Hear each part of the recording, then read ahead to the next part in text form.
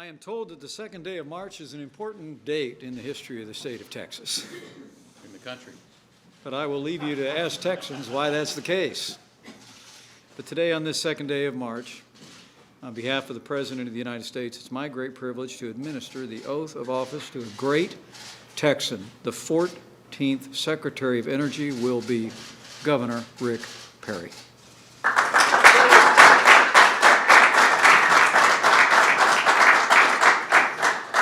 Especially grateful to be joined today by his wonderful wife, Anita, who has been at his side in so many ways that he has served the people of this state and this nation, and now joins him as they serve all the people of the United States at the Department of Energy. Anita, we are honored to have you with us today.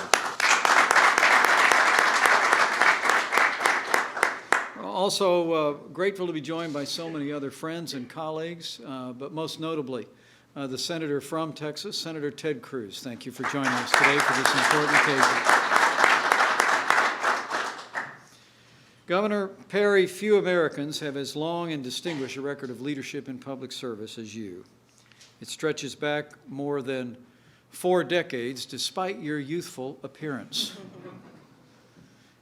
After a 5-year stint in the Air Force and a tour of duty on your family farm, the good people of Texas elected you to the State House, where you served as a representative for 6 years, as Agriculture Commissioner for 8 years, and then as Lieutenant Governor for the state of Texas for only 2, before you became the 47th Governor of the Lone Star State. As Governor of Texas, you served with extraordinary accomplishment and distinction for an amazing 14 years. You worked day in and day out to improve your state and the lives of the millions of America who called it home, and under your leadership, Texas became one of the most prosperous states in the history of this country.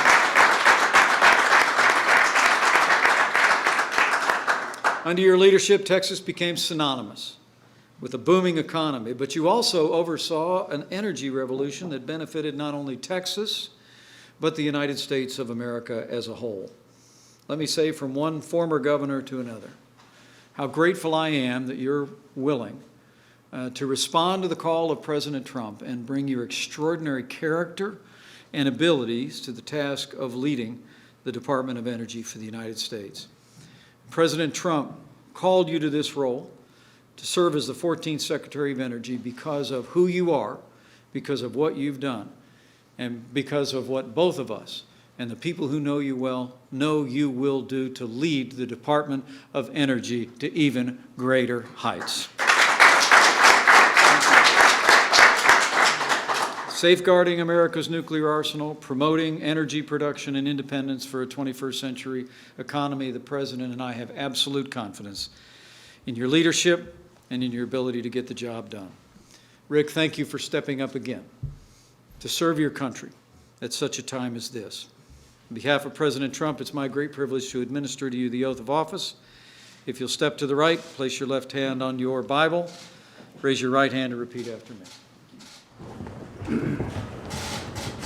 I, James Richard Perry, do solemnly swear. I, James Richard Perry, do solemnly swear that I will support and defend the Constitution of the United States that I will support the Constitution of the United States against all enemies, foreign and domestic, against all enemies, foreign and domestic, that I will bear true faith and allegiance to the same, and I will bear true faith and allegiance to the same, that I take this obligation freely, that I take this obligation freely, without any mental reservation without mental reservation or purpose of evasion, and that I will well and faithfully discharge the duties and I will well and faithfully discharge the duties of the office upon which I am about to enter. of the office of which I am about to enter. So help me God. So help me God. Congratulations.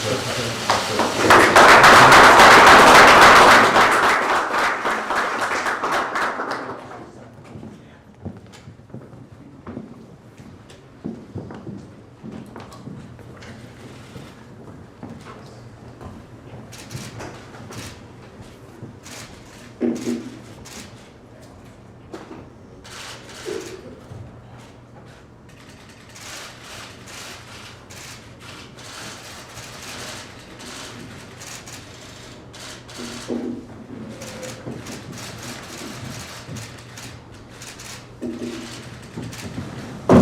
Ladies and gentlemen, the 14th Secretary of Energy for the United States of America, Rick Perry.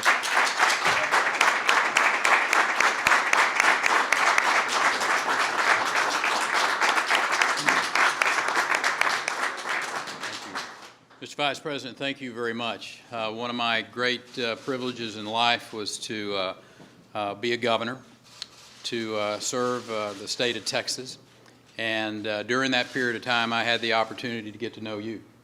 Matter of fact, recruit you to run for the governorship of your home state. And as I saw Donald Trump choose you to be his running mate, it became even more clear to me this individual, Donald Trump's judgment and his character in putting an individual like you as his running mate. And I think the people of this country have now agree with me in that, as they've seen you perform over the course not of just the campaign, but now as the Vice President, of sharing with the people of this country the extraordinary vision that Donald Trump has, that we as a team have. And Senator Cruz, I want to say to you, thank you for being here. Being in this room today and seeing this group of former rivals who are now on the same team, making America great again, gives me great joy.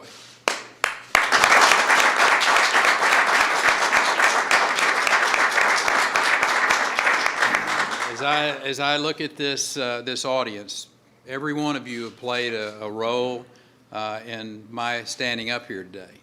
And there was a point in time when Anita and I didn't think we were ever going to be here. But thanks for prodding the Senate along, Senator. But we're here. But nobody's more important in that process than this woman who's standing here with